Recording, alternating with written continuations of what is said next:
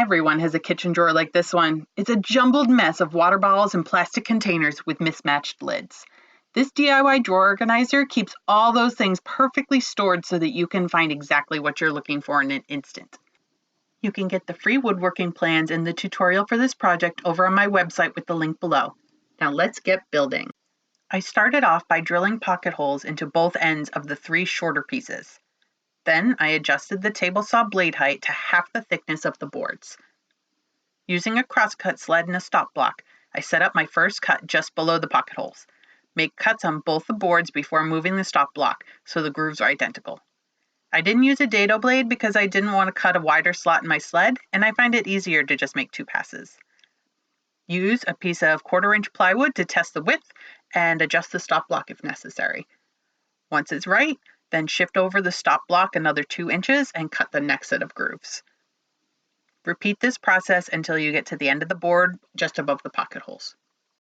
Measure your widest plastic lid and cut the strip of 1/4-inch plywood to that width plus 1/2 inch.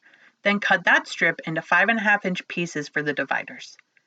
Test the fit between the 2 grooved boards before assembling the box. Each divider should sit snugly in the groove but should be easy to slide in and out. Apply wood glue to the end of the board and attach it to the back with pocket hole screws. Use a divider as a spacer to mark the position of the middle board. Check for square, then mark the backboard with a pencil. Now you can stand it on end to make screwing it together a little easier.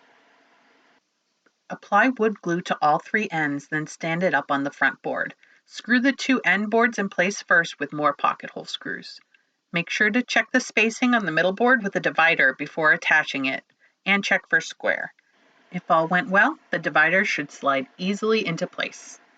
Cut a piece of 1/4-inch plywood to match the dimensions of the box. Mark the position of the middle board on the bottom, then attach it with wood glue and brad nails.